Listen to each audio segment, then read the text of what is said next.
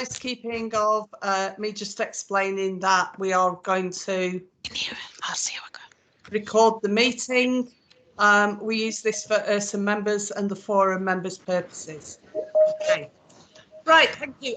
So I'm Elizabeth Taylor. For anybody who hasn't joined us before, I'm the Chief Executive of URSA. I feel like I'm on this Kickstart journey with you. Our Kickstart work has been in part funded by a youth employment infrastructure organisation we've got from the Youth Futures Foundation, for which we are extremely grateful, because it's made us be able to do all sorts of things that we couldn't have done otherwise, and to open up this forum to people who aren't members of URSA. So big thanks to Youth Futures. A couple of updates from URSA before we get into UK, until we get into the Kickstart agenda, and they are really around the work we do on Shared Prosperity Fund.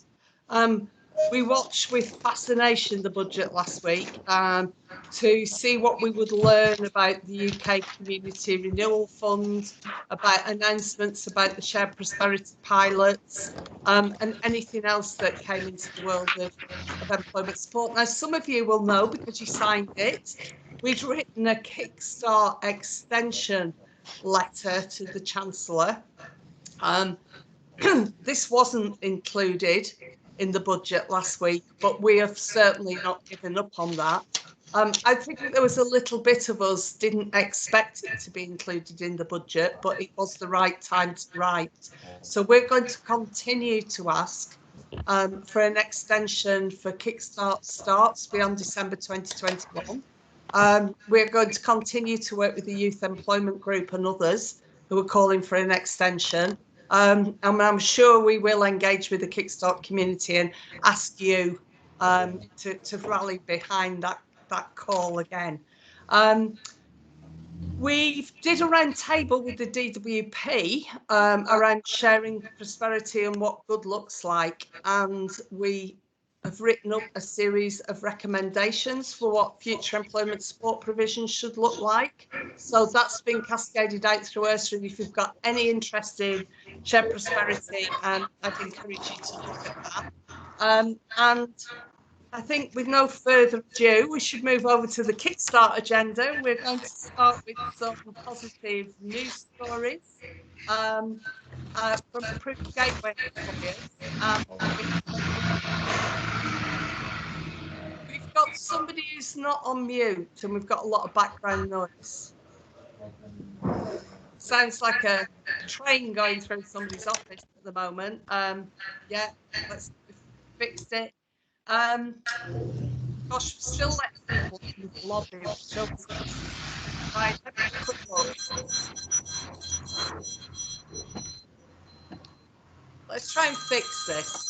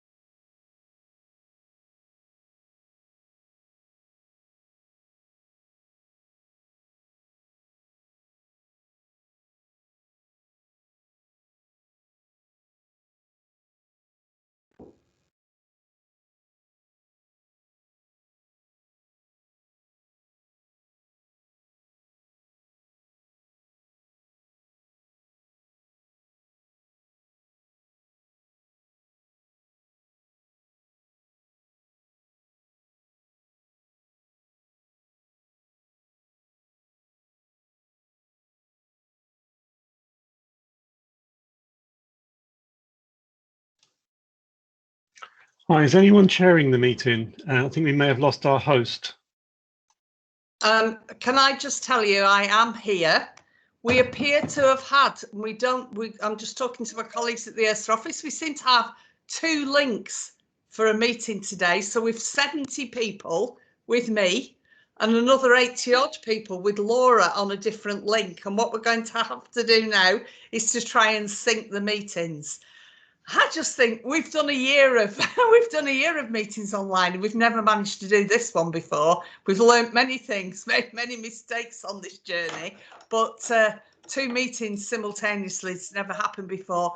So could you just look in the chat, and in a moment we will give you the link to the meeting which has the other 80 odd people in. So can you just bear with us for a moment? Okay. Faye. Oh, no, I thought Faye was speaking to me. Elizabeth, some of us can't see the chat either. Oh dear. Right. Okay. Try it. Try putting the link in, but I can't. I will share my screen with the link. I don't know how. I really don't know how else to do this. What's just happened is Laura phoned me and said there's 2 things going on simultaneously. So right.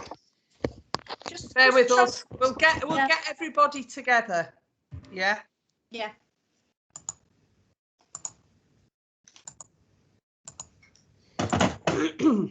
I'm just going to turn my camera off because I'll be grimacing into the screen as I do the IT.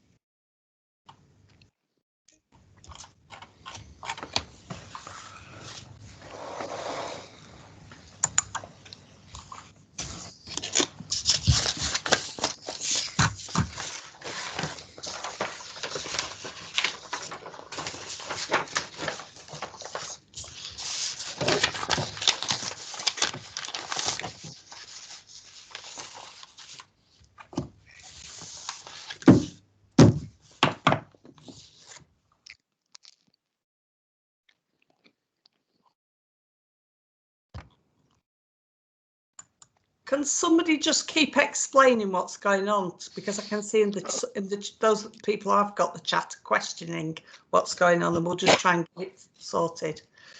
Would you like to nominate someone?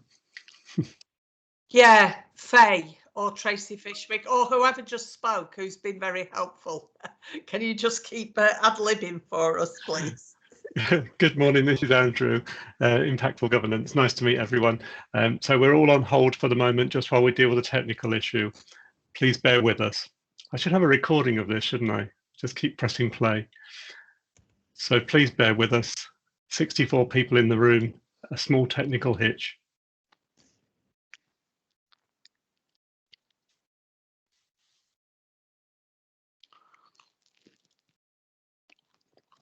If anyone's just joined, we have a small technical hitch and trying to combine 2 meetings into one.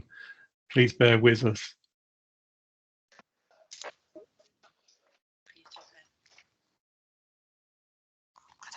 Hello?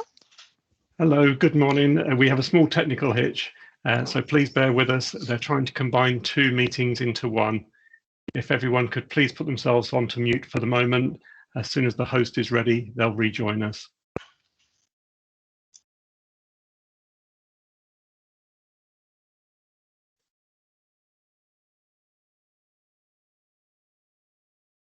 As new people enter the room, we'll start to say the same message. Unfortunately, there is a small technical hitch.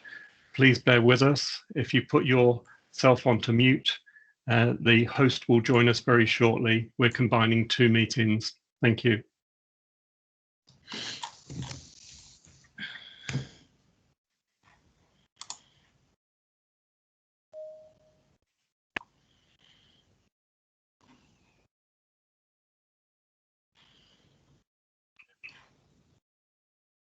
This is a routine message. We've got a small technical hitch and we're combining 2 meetings at the moment. The host will join us shortly. If you please put yourself onto mute, someone will get us going very shortly, hopefully.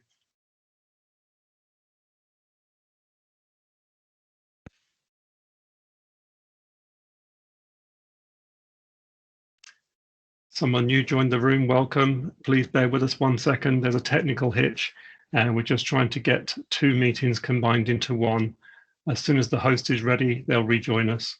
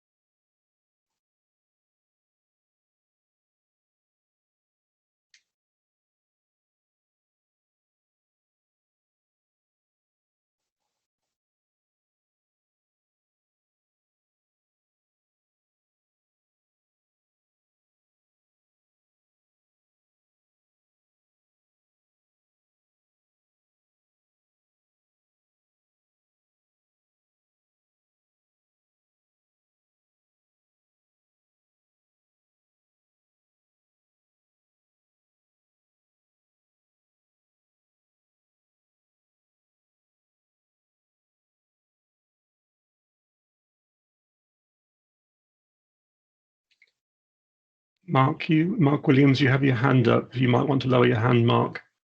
This is a recorded message, repeated message rather than recorded message. There's a small technical hitch. Please bear with us. They are trying to combine 2 meetings into one.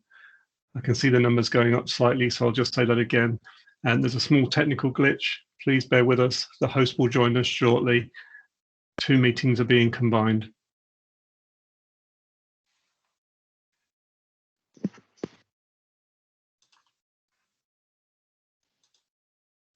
Hi, I've just seen a link that's been posted on the forum from Laura. I don't know if you can all hear me. That says that's the right link to join. So it may well be that we have to come out. No, can I just, sorry, Faye, thanks. Oh, we sorry. are the right link. Okay. We're staying. It's all right. I was trying to get here quick. I got Laura on my mobile while she was doing that. We are the right link. We've no idea what's going on, but we're getting people. There's 160 people somewhere else that we're migrating over here, and then we'll be good to go. Well, this is a first. To quote Solo.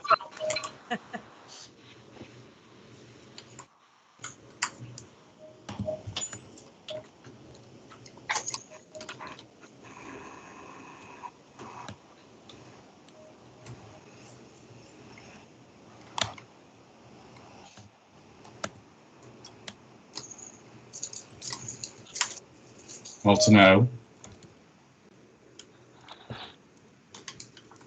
I was just getting everybody from the second link combined with this meeting. Andrew, thank you for those announcements and holding the fort.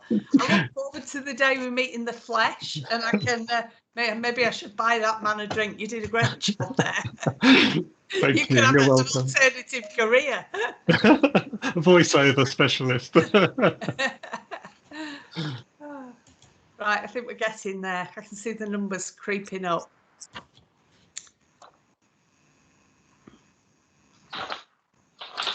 Just when you think you've got used to digital delivery and the new world we live in, a new problem raises its head. I've had a funny morning because I've got a plumber here and I had to move rooms just before we went live, so I was sort of plopped myself down in the lounge and started rather than my office, so it's all a bit odd here anyway. Right, I think we're nearly there. Just let a few more people come over. And then I suggest, seeing that we've lost quite a bit of time, some of you heard me doing an URSA update, others didn't, but we'll just crack on with the Kickstart agenda and the positive news stories, which I believe start with the Liverpool meetings and models. So can I encourage our colleagues in Liverpool to be ready for that?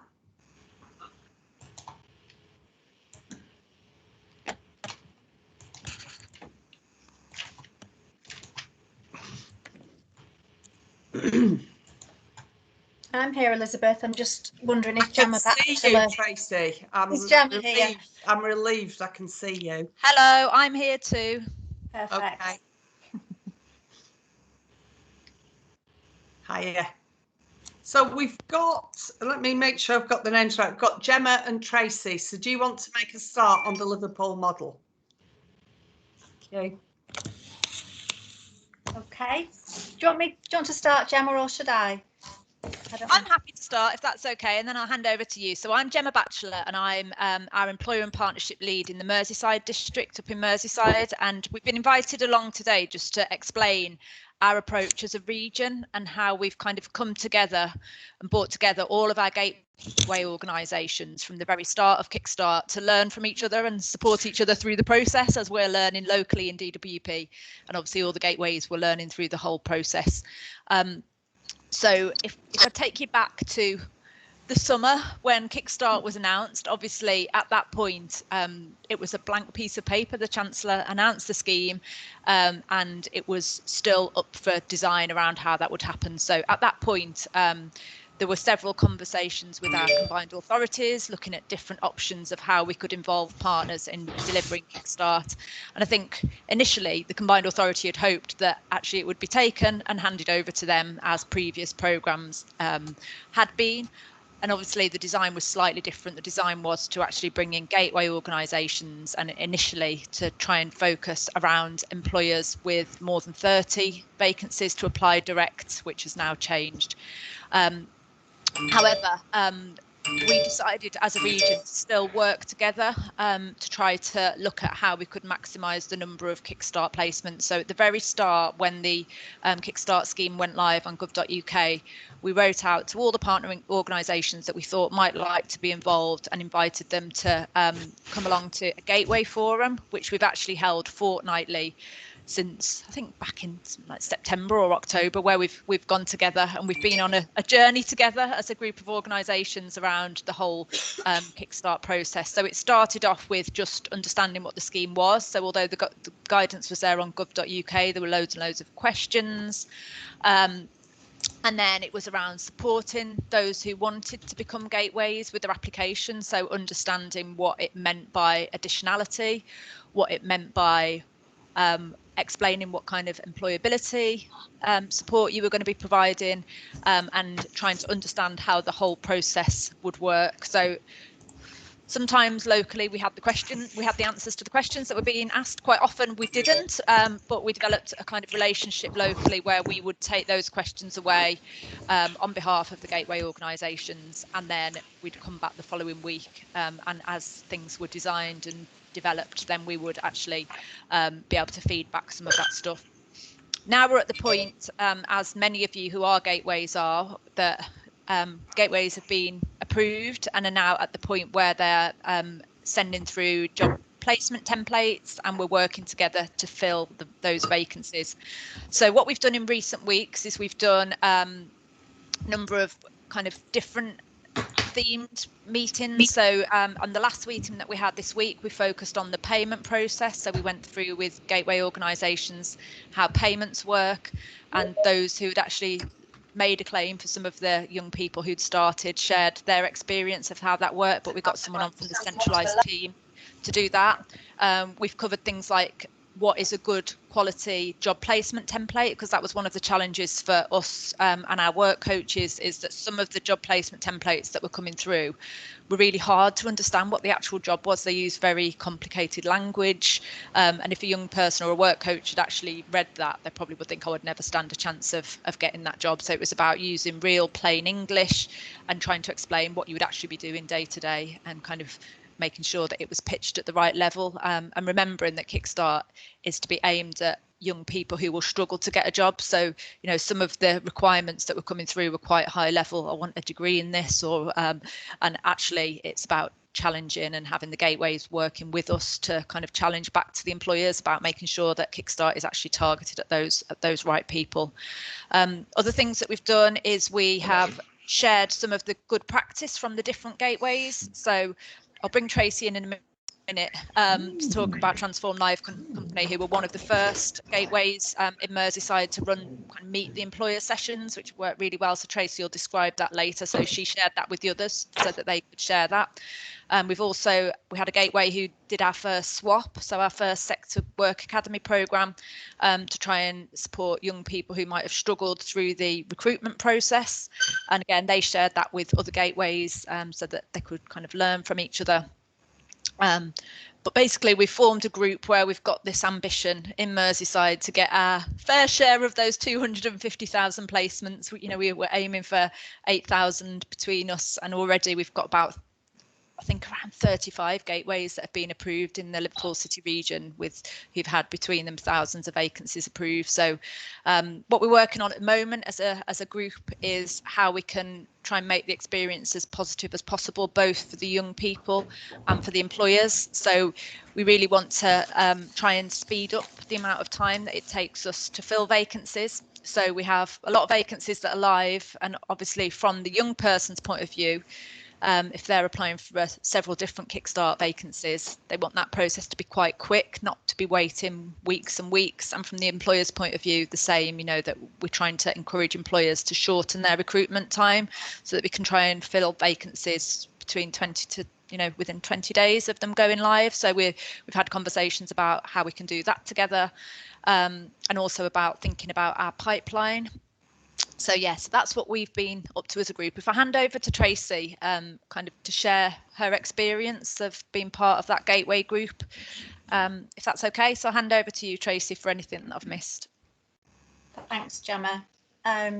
Yeah, so as Gemma said, we're one of the gateways in Liverpool. We're not massive. Our first grant agreement was just for about 50 jobs, and since then we've been adding, using the variation templates as we've been going along and learning about how to make that process work for ourselves as well. I think the main thing that I've realised in being part of the Liverpool kind of family, if you like, the Kickstart family, is that it's starting to feel a little bit like that. So it's starting to feel a little bit like we're trying to pull together and we're sharing what's working, what's not working, and just being really honest as gateways, but with our DWP colleagues as well, and just really recognising that a lot of the stuff that's going on locally is also out of their hands as well, and has been until maybe recently. More things are starting to come on board locally. So I've noticed as well, being on other forums like this, that other areas aren't working like that. So I've had people contacting me from other districts as gateways saying, I don't know who to speak to in my area. I have no one. I don't know who it is that I need to talk to about Kickstart. I don't know whether my jobs are approved. I don't know about this. I don't know about that. Whereas I feel in Liverpool like awash with people I can talk to in DWP, because we've been working like this since September. So I think that is a huge takeaway. If anyone in any other areas can adopt this kind of fortnightly checking in, even just listen and just make sure you've not missed a new thing, because every week or even every day something might have changed, something might have relaxed, something might have been altered in the way that it's been done, a form might have changed, and that's been a real thing in Kickstart right from the beginning. I think some of the other things that we've learned as a gateway is also to try and take control as much as possible of the processes that we can. Not all gateways are set up in the same way that we decided to go in the beginning. So one of the things we decided straight away was all referrals and all CVs would come to us as the gateway. They wouldn't go to the employers. And I'm so glad that we've done that. And even though it's not perfect and we are still seeing referrals going to the wrong place and not coming to us to begin with, or CVs also doing the same, we're just like constantly saying to our employers, any email you get from DWP, just throw it over to us. Then we've got a full picture. And I'm so glad that we set it out like that, because there is a lot of paperwork and employers aren't living, eating and breathing Kickstart. They're living, eating and breathing trying to run their business, and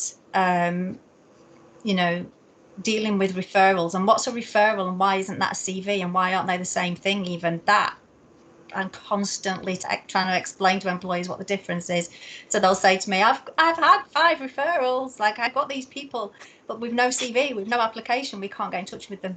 So just trying to be as supportive as we can for those employers, especially because a lot of ours are really small employers as well. We've got micro businesses, we might have 2 or 3 staff, that kind of size of organisation. We've got quite a few of them. I think it's also been important just to have like some go-to people locally to iron out problems.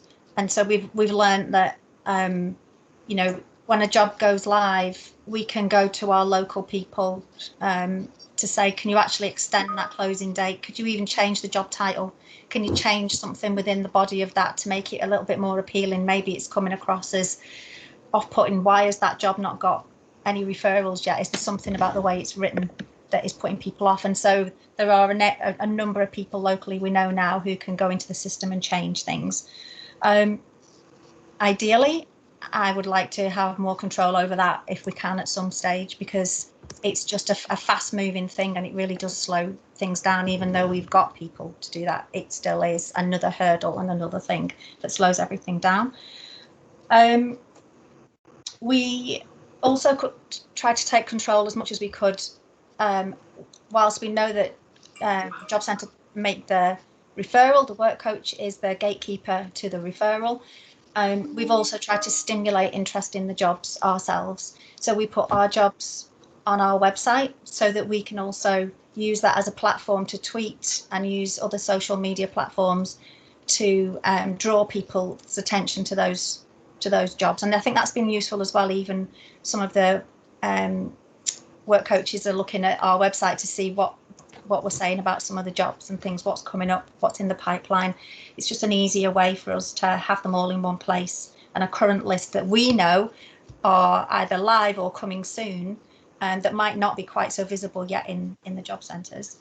That can pose problems, obviously, that young people might get in touch. We've had 33-year-olds chancing their arm, send a CV in, and that's, you know, but we know we just had to take that on the chin and say, well, if that's a consequence and we just have to disappoint some people, I'm willing to do that for the gain that we've got in terms of being able to promote the jobs and be a little bit more in control. Our employers have been doing that. Some of them have been putting them on LinkedIn, they've been sharing them and that kind of thing, and it has brought more young people out to be attracted to the jobs than maybe just relying on the work coach relationship. That I can imagine they've got lots and lots and lots of jobs and opportunities, and it can be a bit overwhelming. Some of the things that, well, we had the Meet the Employer event that Gemma alluded to, so we did a Zoom much like this, and we invited our businesses, we invited DWP staff who were like the front line, so they could hear from the employer themselves. I'm getting some feedback, so maybe some people are not on mute. If you could go on mute, that would be helpful. Thanks. So we had DWP staff there, quite a few of them. We had our businesses, and we had quite a lot of young people. And we just asked businesses to talk for 2 minutes about themselves, about their company, and about who they were looking for. And we noticed that really did stimulate, again, interest, and a little flurry of referrals came after that, and CVs coming on the back of that. And I think young people, when they've seen somebody and they think, oh, they look nice, that, you know, that's broken down a barrier, hasn't it, that they're actually seen. And in this world of everything is kind of remote and online, it just makes it a little bit more human at the moment. If we were in real life, we would be having open days and we'd be having people in a room, but we can't. I think there's still quite a lot that we want to see happening differently. One of the things, for example, is as a gateway, we can't see all the other jobs that the other gateways have got. So in Liverpool, they've come up with this newsletter, which is really good. It's just got going.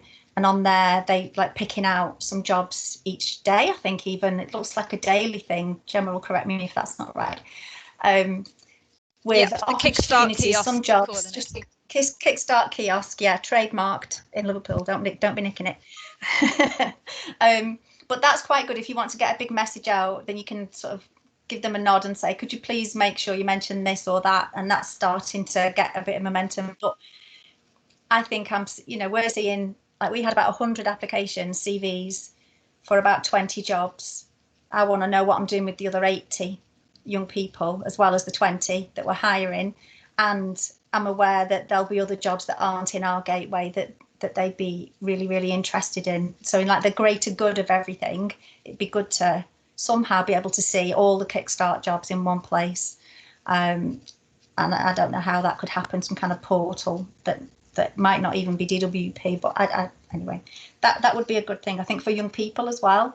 They're kind of reliant on somebody telling them what they think might be of interest to them, rather than looking at everything themselves and maybe being inspired to go that way or that way. So they're just improvements, I think. And the big improvement is adding new jobs and the speed or not of that, and getting those jobs live. What I've noticed is when our first jobs went live about a month or so ago, I had no idea whether they were live or not, and I was kept having to contact the teams to say, what's on the system, is it on yet, is it on yet, and things like that. Whereas now we're starting to get emails that say these jobs are live, so at least we're getting a bit of an alert directly as a gateway. But what I'm noticing is that even if we send a bunch of jobs together on the same day, they're getting split up by different people in the placement team. So somebody might be looking at 2 of the employers and somebody else might be looking at 4. And, you know, so there's all different people. I've made a list of all the different emails that come in from the different teams.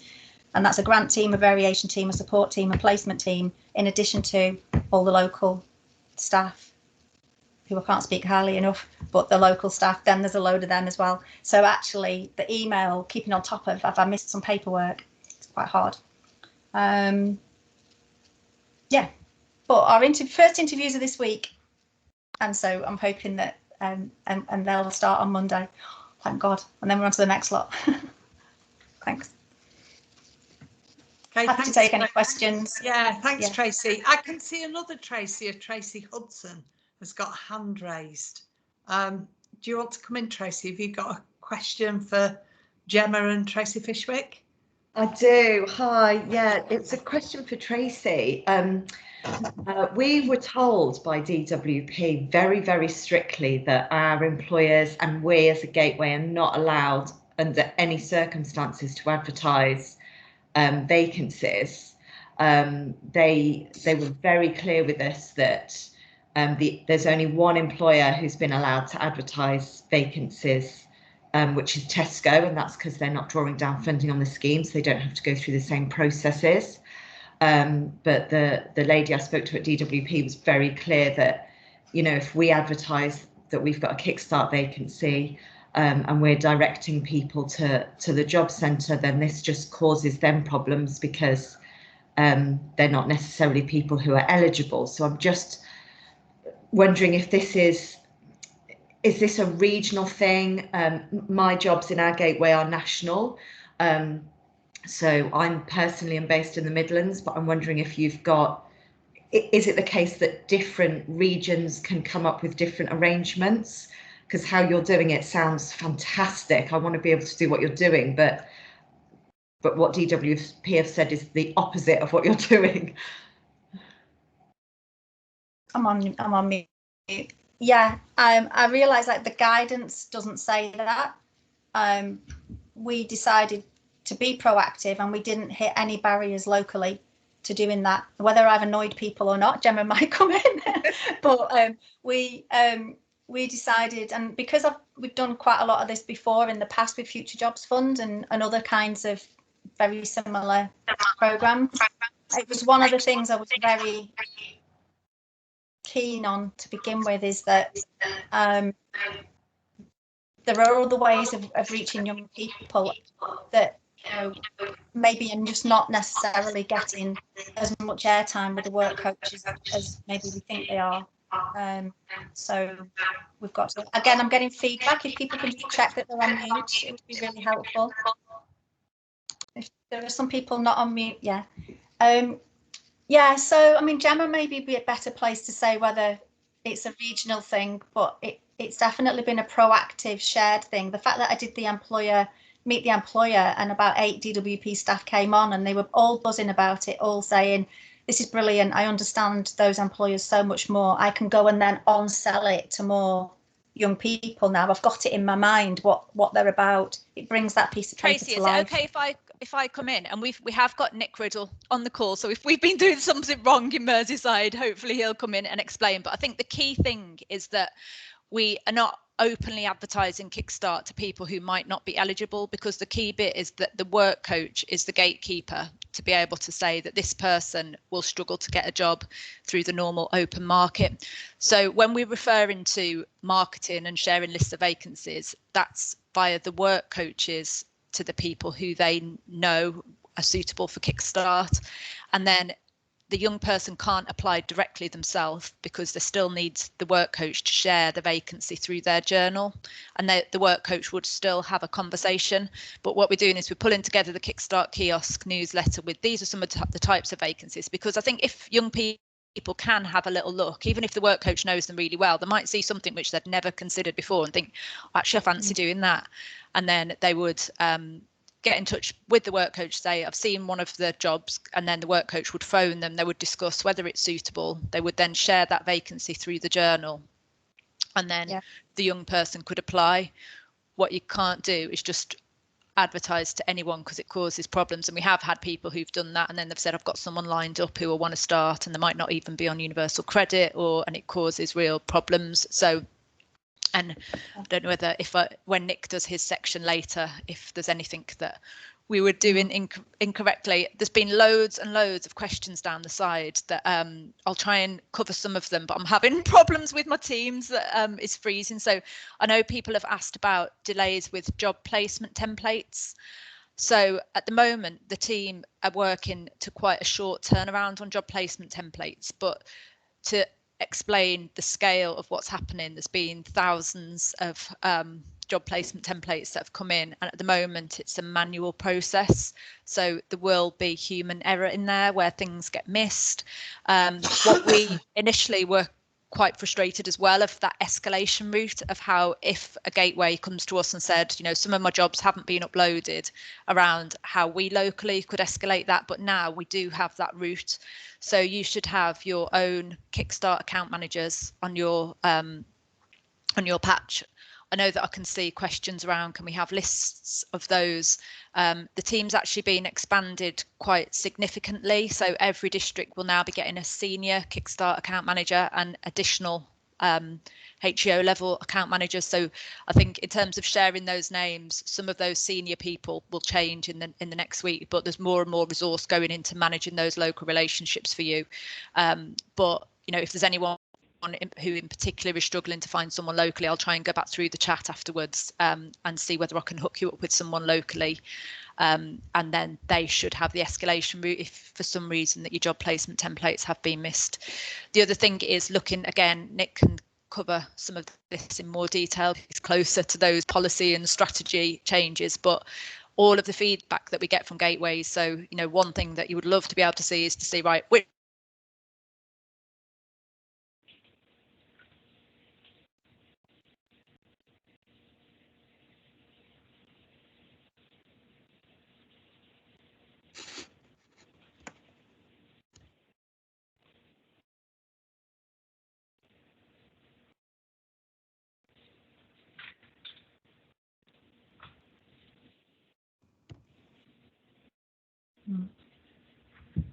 Yes, I think we've lost Gemma. Yeah, I so thought I thought I was frozen then. I But, thought I was frozen. It's just it's one of those days. Couple of the things a bit about advertising. Just to be really, really clear, until we get a referral with a referral number, we like everybody else, you know, it doesn't matter how many young people we might engage, you might be interested. Until I get that, there's nothing I can do to take them to the next stage. So we are tying it all up. But I've just seen in the chat that a lot of other people are saying they've been told they can advertise as well. So it is I think becoming more of a combat. I think when we've got the session with Nick, we should ask him about it, because I've seen on social media, I've seen people advertising that they've got Kickstart vacancies and they weren't at Tesco's. Liz, So- I am on. Do Nick, you want me know, just we to... can't see you in the list. Sorry. I don't know what is occurring with Teams this No. morning. Mine's So, a bit... Nick, please. Yeah, mine's a bit dodgy too. Shall I just, while we're waiting for Gemma to rejoin, shall I just help on that point, Liz? Please Yeah. do. So, and a few people have asked me about this. I mean, it's a difficult one. So first of all, Tracy, no problem with what you've done, just to be completely clear, just to totally reassure you, and Gemma as well. The only risk with doing that is, and Tracy's put it in a nutshell, I think, that the work coach remains the kind of gateway into the Kickstart scheme, if that makes sense. So the risk of gateways or employers advertising, in inverted commas, is that a young person could come to a gateway or an employer. You might think they're a very good fit. They may go to the work coach, and the work coach, for whatever reason, may very well legitimately say, we're not going to make a referral for this young person to that vacancy. And that might then lead to frustration and a bit of loss of faith in the process. But ultimately, if colleagues on the call are willing, it's not a risk per se, but if colleagues on the call are willing to kind of take that chance, in inverted commas, then I don't see any problem with it. The only time there's a problem with it, and we have seen this in a couple of cases, and I wonder if this is where the wires have got crossed, is that people have directly tried to take on a Kickstarter without going via the job centre, because they've advertised it and someone's come in, they've offered the job, and then they've gone retrospectively to the work coach. Now that you can't do, but Tracy, you're clearly not doing that. No. But as I say, I think the only risk there is that a young person will say, well, hang on a minute, for argument's sake, Tracy, you told me I was a good fit for this job. Why can't I have the job? The work coach says I can't have it. So that's the only kind of cautionary note I would put up, but other than that, I don't think it's a big deal, frankly. Okay, I think we've got Gemma back as well.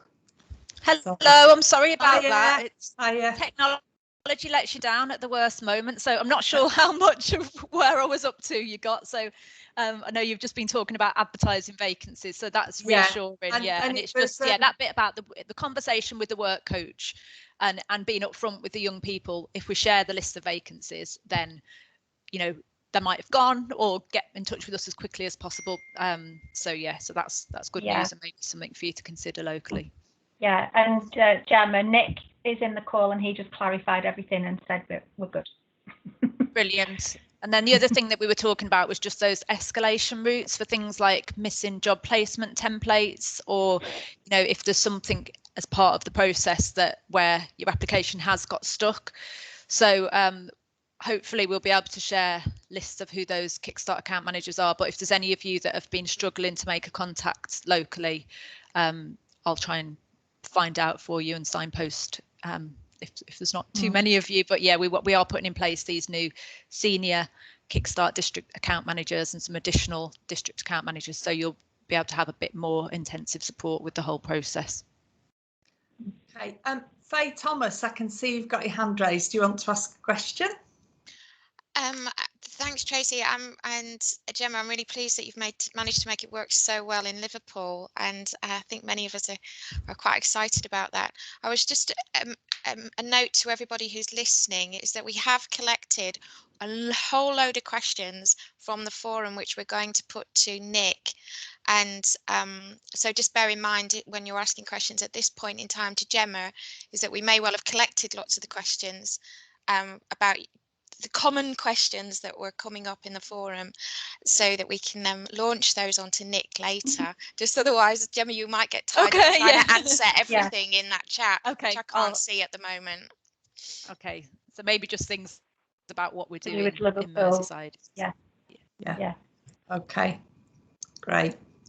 Okay, I think it's time to say thanks to our colleagues from Merseyside. So thanks, Gemma and Tracy. That's been really good. We've got Jacob Hill with us from Offploy, who's going to talk to us about their journey so far with Kickstart. So can we hand over to you? Hiya. Hi, Elizabeth.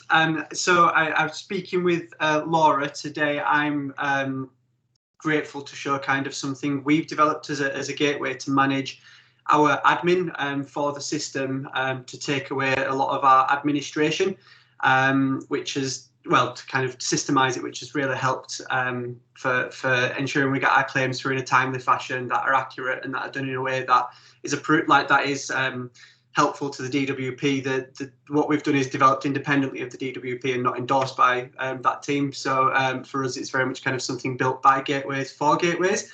If I may, though, I'd love to share kind of a short bit about our journey and why we do what we do, and then kind of how we got into doing this side of it. Is that okay? Yeah, that's great. Go for it. Thank you. When about 7 or 8 years ago, when I was at uni, I had a business that was going quite well, and I became Yorkshire's Young Entrepreneur of the Year. I had all these wonderful accolades and awards for a camping business. Not very fun, and terrible when I had to go do all the camping. My business failed and I got into a heck of a load of debt, and I unfortunately made a regrettable choice which landed me in prison. I got involved with drugs and I spent time inside, and when I was in there I met incredible individuals who wanted to prove that they could secure employment, they could offer something to society on release. So I started Offploy, and we mentor and support people with criminal convictions to secure meaningful, mentored and sustainable employment. And in the last 5 years, we've been able to support over 1,000 individuals. We run DWP contracts, and we're even now writing the book for DWP work coaches on how to identify, support and advocate for customers with criminal convictions. So for us, it's been an incredible journey. And when COVID hit, I thought we were done for. And I don't know if many other businesses felt that way, in terms of worried about contracts closing off, not being able to get to candidates to support them. And we basically pivoted as an organisation and took our service online, and we ended up developing our own systems in-house at Offploy, where we've been able to actually support 3 times as many people with convictions during that time, and help 3 times as many people go into work during that period. We have DWP contracts for employability support. So for us, when the Kickstart scheme came out, it was an obvious opportunity to support more young people into work, be they have convictions or not. When a young person is in employment, when anyone is in employment, the chances of offending go down because people can provide for themselves. They have meaningful activity, every day, and they're able to contribute and feel part of society. So for us to be approved as a Kickstart Gateway was just a real honour. It was phenomenal, and our Kickstart team at the DWP have been absolutely incredible with us.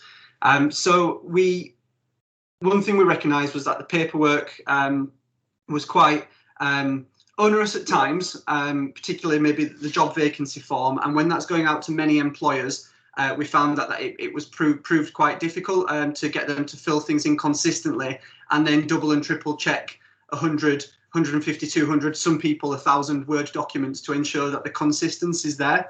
So what we've done is we've created a process that adds all that information to the Word doc once we've approved the information, and allows us to view it in an Excel style sheet form.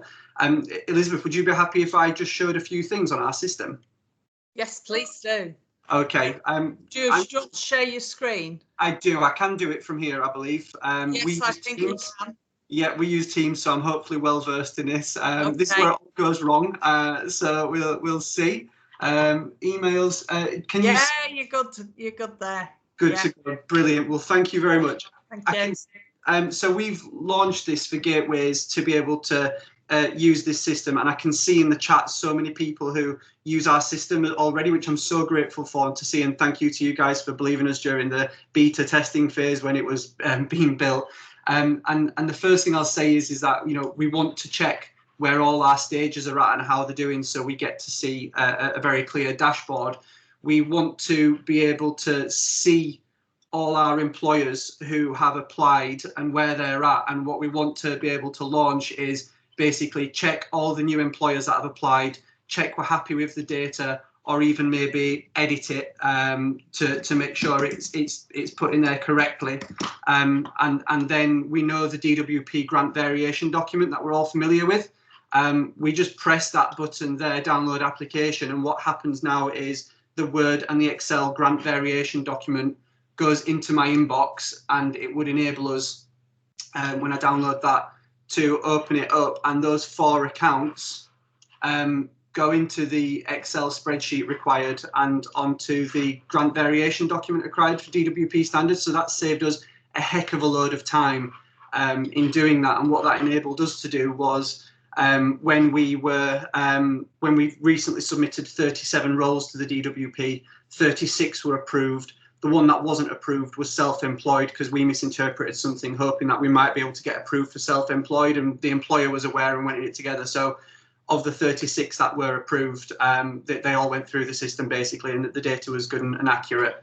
And then another part that we found that was quite onerous was the contract signing. So we've set it up so that when we've got a new organisation approved by the DWP, how many's been offered, what their initial claim value would be, we're able to send them the contract and the job vacancy template to their email. And what this enables us to do is get that signature, because we were originally, I don't know if anyone else has done this, creating the contracts, pasting all the addresses in there, pasting the claim value, the initial claim value, the vacancies offered, chasing for signatures. They were signing, scanning, returning. Some people even found my home address and managed to post it to us. I need to check where my home address is on an email signature somewhere. But what that means is that, you know, we've been able to replace this so that we're able to, get the contract into the employer's inbox and get it signed, tracking their IP address with their permission, which it comes up here, and filling in the employer's details, and populating the entire contract, even down to the initial claim amount that you put in, enabling the employer to sign straight out, which it saved a heck of a load of time for us to be able to do that. So it's for us, the contract signing was useful. And then finally was the job description, job vacancy template.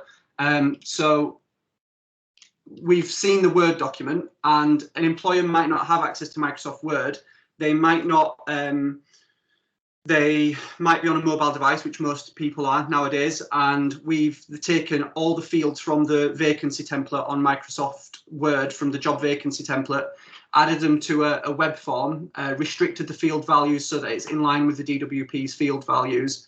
And then that's enabled us to be able to go to the job descriptions, see the job descriptions completed by the employer, approve them all once we're happy with all the data,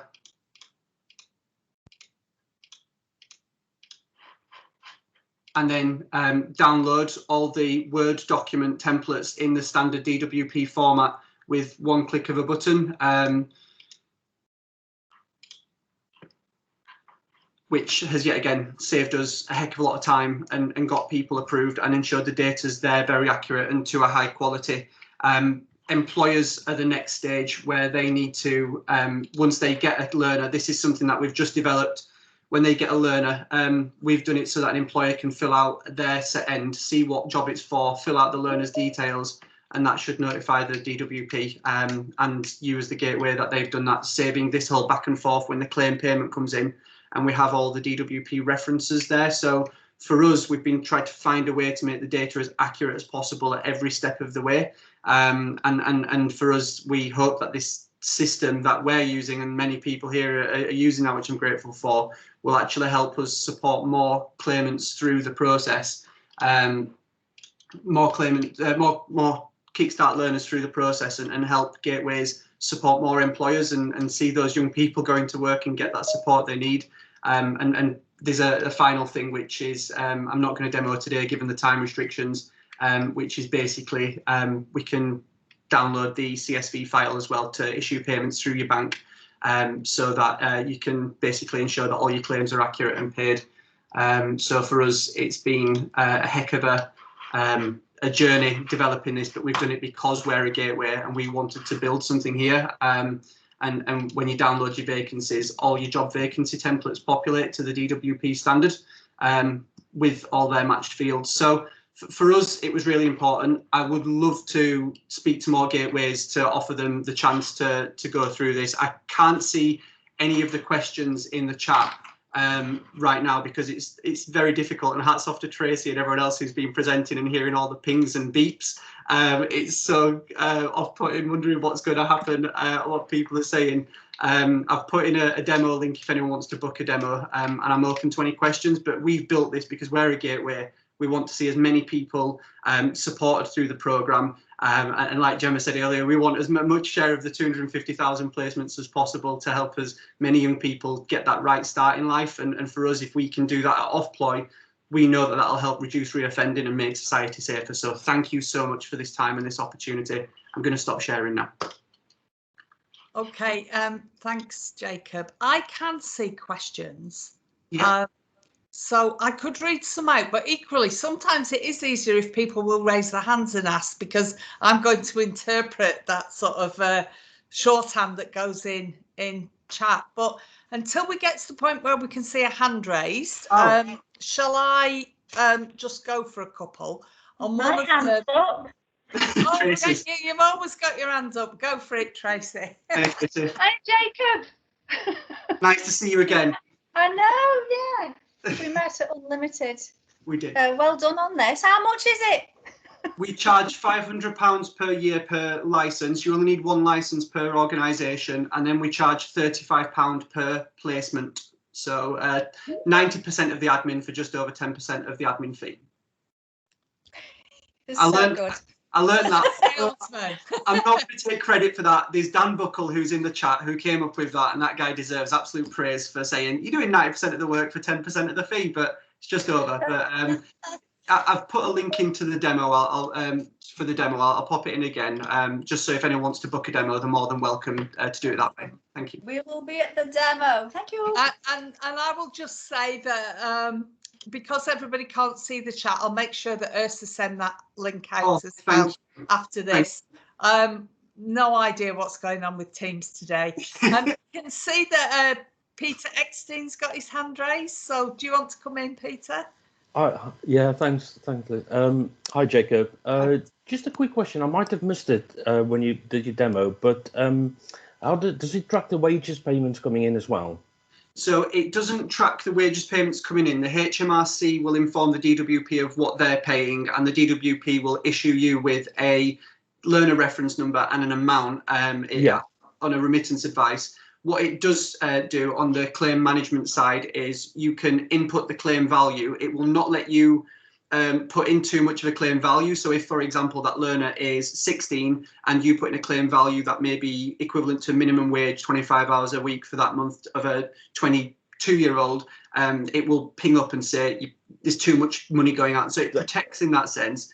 And you can CSV download and batch upload to your bank at the moment. We are developing a system where you can issue payments direct from the system, but for now it's very much that way. But it doesn't track wages, unfortunately. But what it does do is on a monthly basis, when it's time for the employer to kind of initiate the claim process, they can, it pings the employer and says, what have you done with the learner this month? It pings the learner saying, what have you done this month? And that will then give us an audit trail as a gateway to say that we're being responsible in a sense that we're gathering evidence, even though you cannot withhold payments as a gateway. So this is just more of a, if anyone works in training or compliance, they'll know how nice it is to have that audit trail, but unfortunately no wage payments at this time. I absolutely agree with that. So just going back to the remittance advice, because obviously we've got quite hundreds of placements already.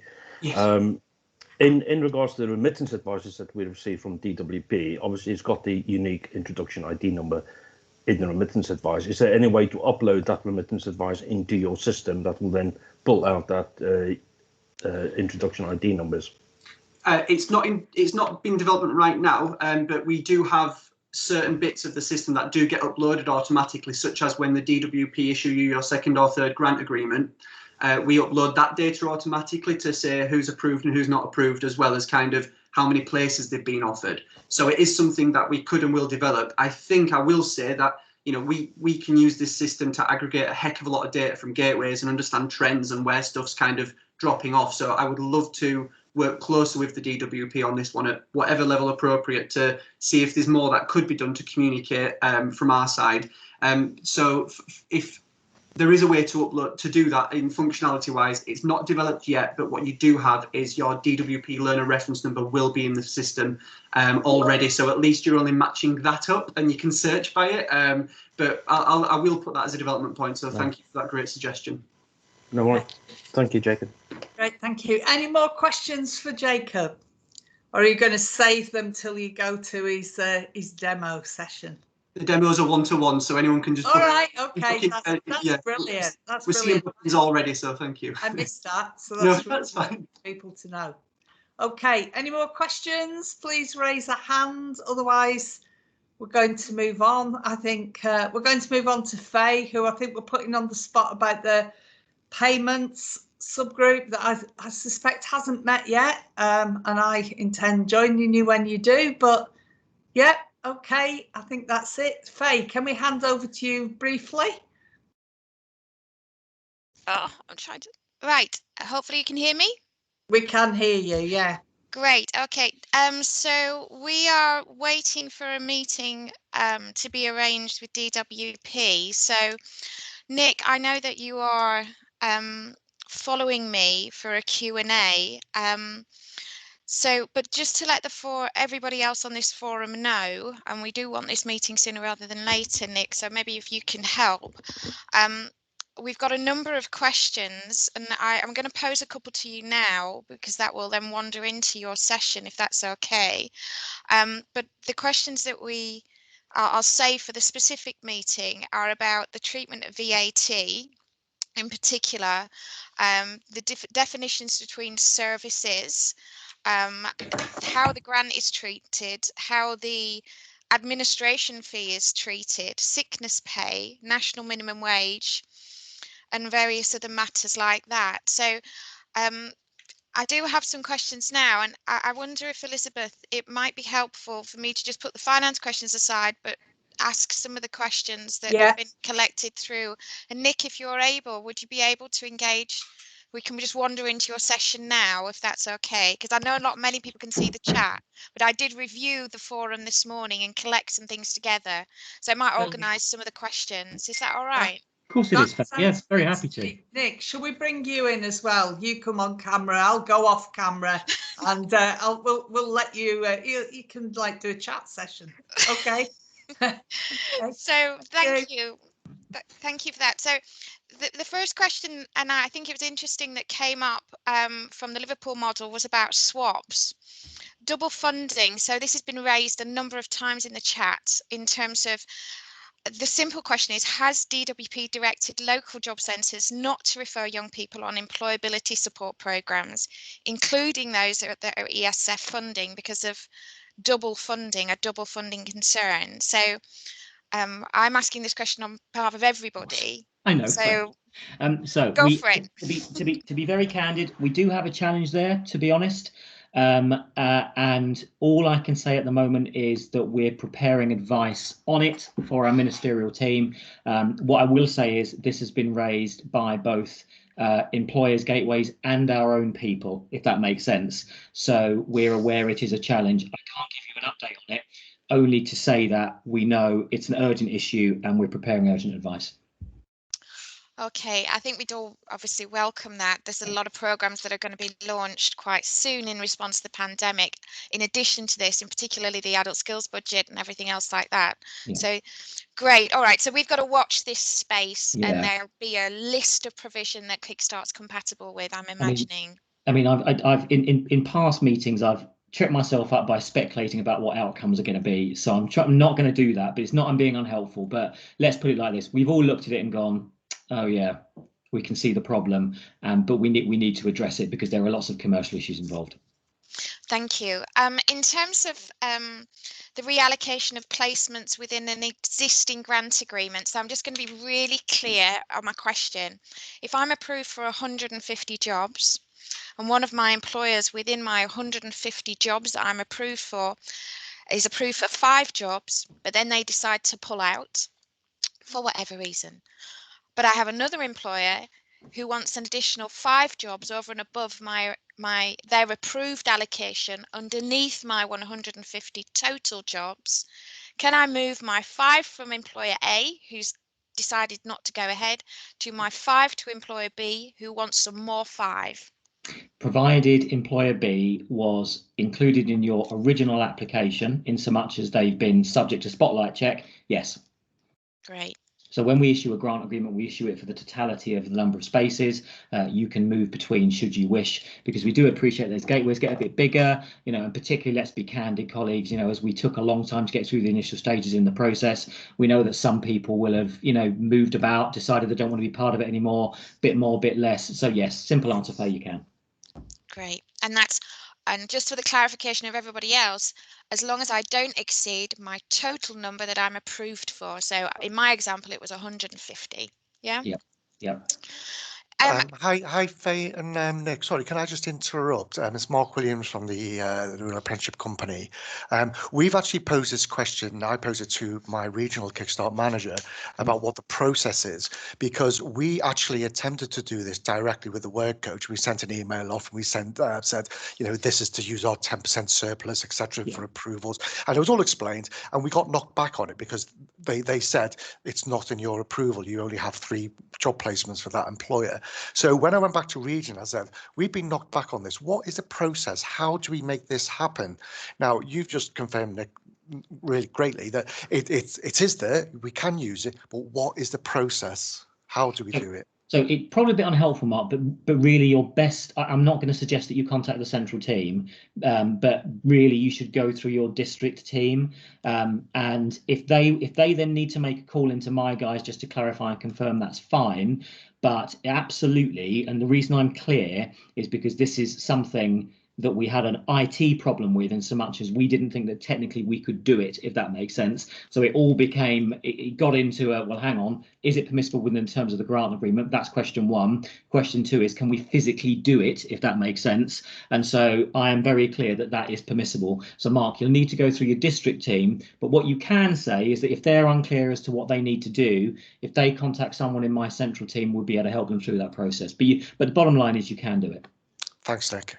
No problem. And Mark, if I just clarify, your question was, because you used the words 10%, and I just don't want to confuse anyone, because previously there was a conversation about a 10% above or below your maximum number of approved vacancies. You were asking because you were within your maximum approved number of vacancies in total. Was that correct? Yes, it was. And again, there's maybe slightly a bit of confusion there as well about whether you can go 10% above your allocation, your approved vacancies. I don't think it's that. I think you can only use 10% of your surplus, I think. Am I right, Nick, with that? So you definitely can't go above. You definitely can't go above. I think Tracy, who's got her hand up, I think we might have had this conversation last time. You know, I think I might have given you a bit of a bum steer about the 10%. You definitely can't go over under no circumstances. To be honest, if you want to shift between employers, if that makes sense, then I would suggest that you can just do that within the totality of the agreement. Great. Thanks, Nick. That's really, really helpful. And thanks, Mark, for coming in, because we're having different experiences. So this is really helpful just for us all to be on the same page in terms of our clarity. I just come to the point as well. I heard this in Tracy's on Gemma's presentation, the changing of job titles. Now, I personally was under the impression that the job titles were sort of fixed in stone because that's what went up in my original application as a gateway. Am I hearing that there is, so if myself or one of my employers decides to not have a food handler but have a waitress, is this possible? So your district teams have now got access to the provision service to edit details of jobs, if that makes sense. Sorry, Nick, can I just stop you? Andy, I think there's someone who's not on mute. Nick, do you want to start again? Yeah, sorry. So district teams have now got access to the provision service, and that is a really good step forward, because what that means is that if you guys want to update your referral limits or extend the closeout date, that you don't mob my central team who are trying to process applications and everyone gets very frustrated, quite rightly so.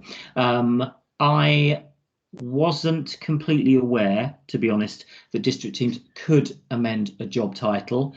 I think they've got the facility to do so. I'm not sure whether they do so. I know we have got Gemma on. Gemma's still with us. So Gemma, you're closer to the district end of it than I am. Do you just want to come in on that point if you can hear me?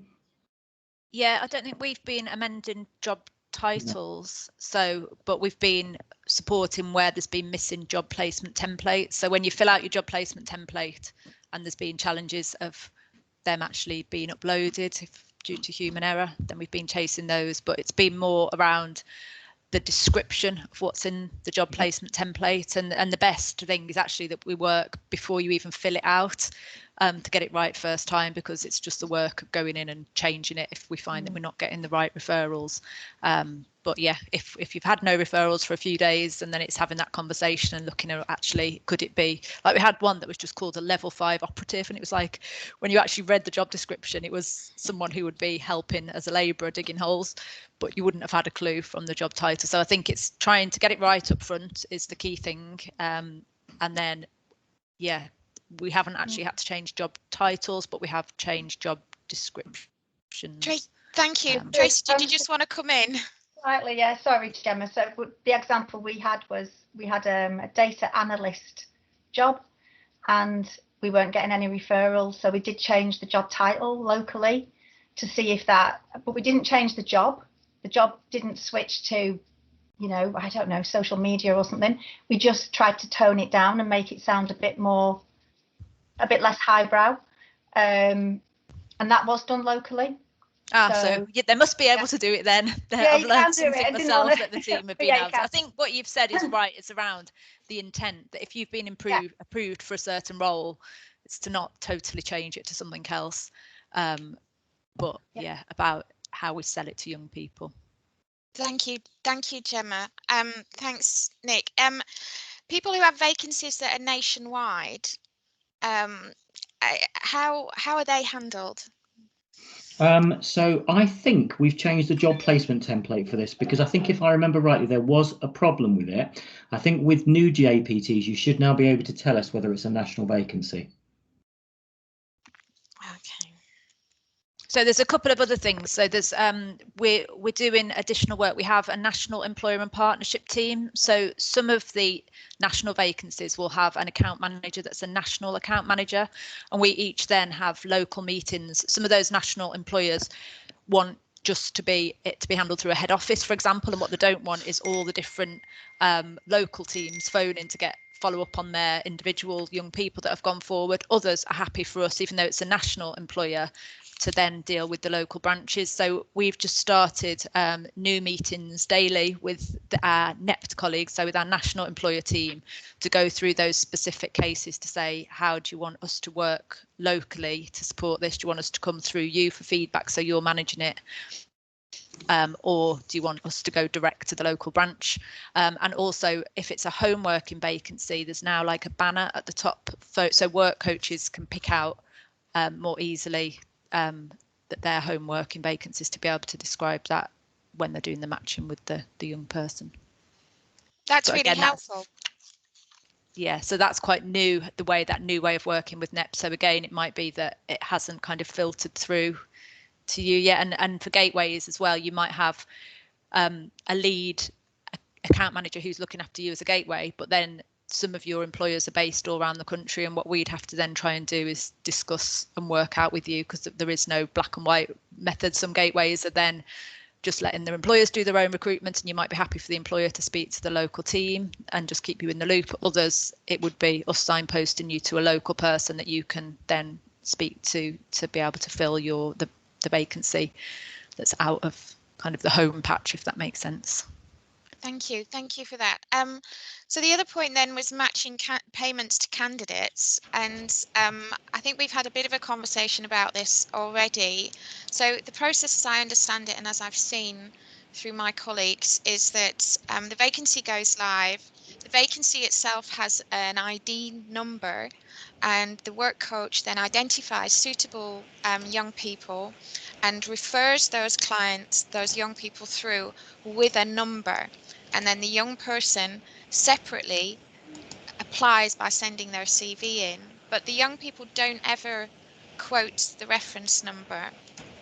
So is there a way that this could be improved so that we could close that loop more quickly? Nick, is this something that's, because I know from my colleague who manages all of our referrals and subsequent applicants from young people, we've got about 10 jobs that are social media and marketing, and they're all really excited, the young people, to apply, and they say, I'm applying for the social media marketing job.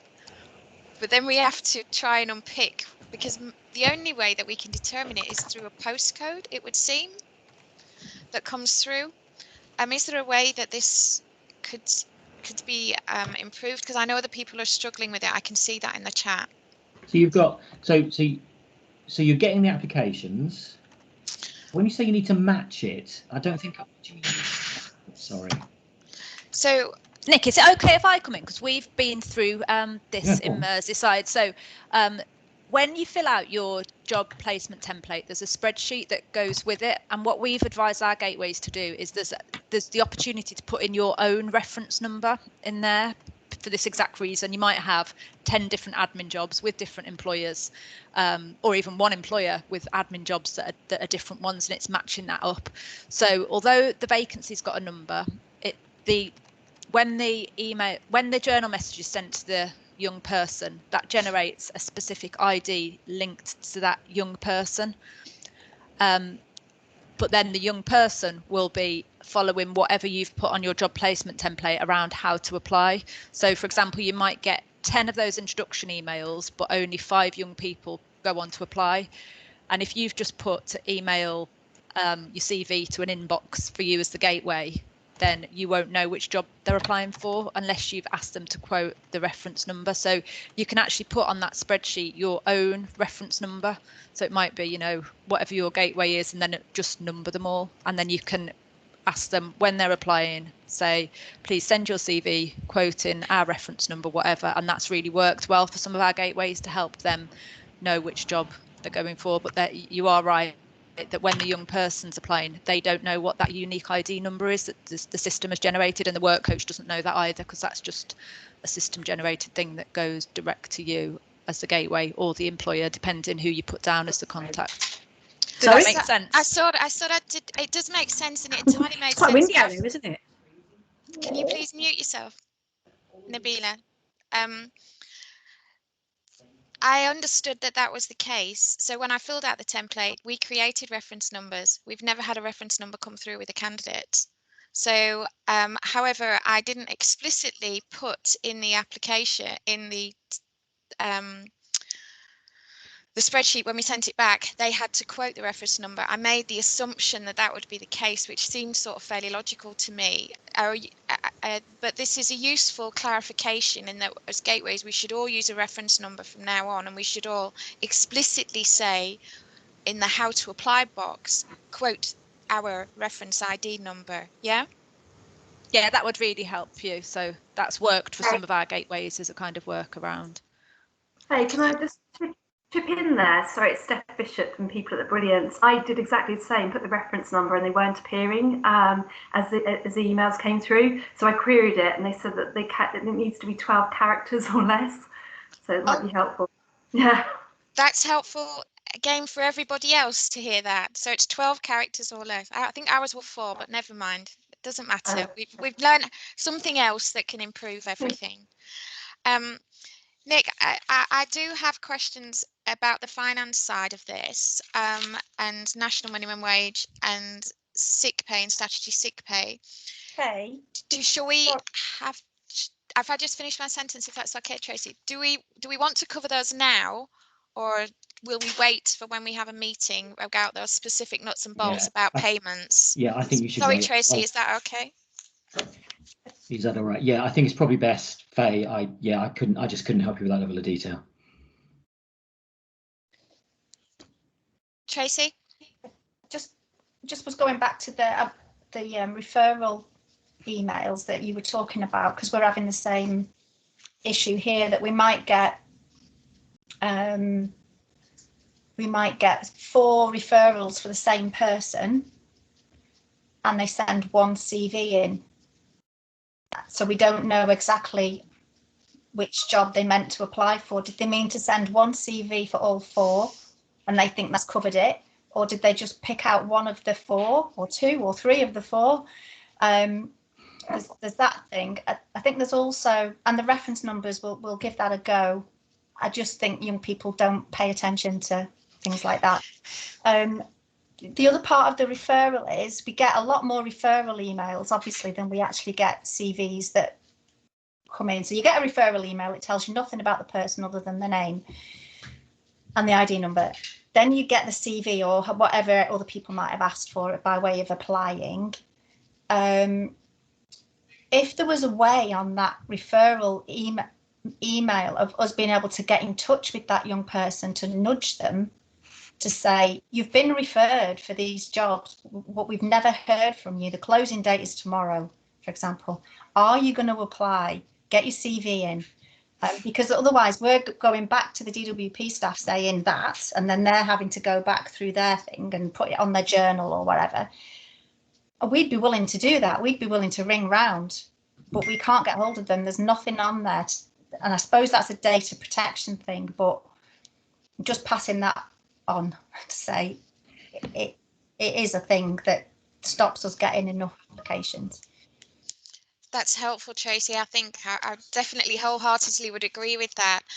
So in terms of the finance questions, I hope, Nick, that we can arrange quickly next week, actually, a meeting with someone who will be able to take us through everything to do with payments and finance. I can put together the questions and send them through to you. Would that be helpful? Well, just help me out, Faye. Have you already asked for the meeting, or sorry, it sounds a bit weird. Have you already asked, or are you asking me now, if that makes sense? So we'd agreed with Elizabeth and with Ursa that we would set up a finance working party and that we would ask for a meeting. So maybe this is the ask now. Yeah, I have to hold my hand up. I thought we were going to get the list of questions and then ask. So just, yeah. We've got the questions. We're now making the ask. Them. We've got the questions. We're making the ask. Yeah, so I think it'd be really useful, because obviously it depends. The reason I asked, I think, Faye and Elizabeth, was it depends if they're kind of operational questions. So I know, and Peter, I've seen that you're on, Peter from East Mids, hi to you. I know we've had problems with quite a number of gateways and remittance advices coming through, all this sort of stuff. And that's a bit more of a kind of operational type thing that we can sort out. But if it's more of a sort of payments policy type question, so why is it paid in this, why they pay with that level of frequency or amounts or anything like that, that might be a bit more of a policy type question. But Faye, if you put the questions together, whip them over to me, and then what we'll do is we'll set something up either with Michelle, who leads my payments team, or somebody else within DWP, or them both. But yeah, very happy to do that. Okay, so Laura, I don't know if you've on the call, Laura, you've got the questions. I'll just make a quick check to see if there's anything else. If anyone has a specific finance question that hasn't been asked already, please post that through in the chat, but do please review what's already been written there, because we've collected quite a lot. I think that's probably all I need to ask now. Is that okay, Elizabeth? That's great. That's great, Faye. Nick, should we hand over to you properly? But that's been really useful, and thanks for your work on this, Faye. Yeah, okay. Nick. So Elizabeth, what would you like to do? Would you like to do some updates, and then we'll do that usual thing that I think in some ways this helps with all the problem solving. And exactly. I'll literally give 30 or 40 seconds, because I think we get the most out of the questions, don't we, when we've done this before. So literally, just in terms of where we are from a kind of business perspective in the Kickstart teams, in terms of processing, everything is now getting processed within service level agreements, which are on gov.uk. So grant agreements should be going out within 5 days. Applications should be getting looked at within the calendar month. The only exception to those is going to be the larger ones. And somebody mentioned it in the chat earlier. I'm not sure if it was you, Tracy. It might have been somebody else, but someone mentioned in the chat earlier about some of the challenges around, as gateway applications start to scale, how long they are taking to get through the process. And that is something that we're aware of. It's something that I'm personally aware of that we need to get better at. And that's not because we haven't got enough people, if that makes sense. I think there's something there about the process that we apply once an organisation has been to the most senior levels in DWP, which is where it goes, where it gets over a particular size, if that makes sense. And there's something for me about what do we gain by asking the same sorts of questions again. People remember we had this conversation with East Mids a couple of weeks back. So I think watch this space with that. In terms of job placement templates, Gemma mentioned them earlier. And I think a few other people mentioned them in terms of what was going on with those. Is there any problem there? So I think just a very clear message from me, which is that where an organisation sends a job placement template in, and the closing date is within the next 6 weeks, if that makes sense, then we should be actioning those within about 4 or 5 days. And by actioning them, what I mean is getting them loaded or contacting you. So if there is anybody, now the only difference to that is that if an organisation puts a job placement template in now for August, we will not contact you. We will not contact you until 6 weeks prior to that job needing to go live. So if you're thinking what's happened, that's what's happened there. But what I would say is that if anybody has sent in a job placement template that is for actioning now, and you have not heard from us, and you sent that in, you know, more than 2 weeks ago, then as sometimes happens, and as we've seen before, to be very candid, given the systems that we use, it's entirely possible that we have missed that. So I would ask you to get in touch with your district account manager, who can make a link into the central team to see what's happened with those. So I think, Elizabeth, those are probably going to be my just sort of, you know, super quick updates, quite frankly. And I'm sort of happy, as I always do, to go on and take questions. But Elizabeth, are you going to facilitate that? How do you want to do it?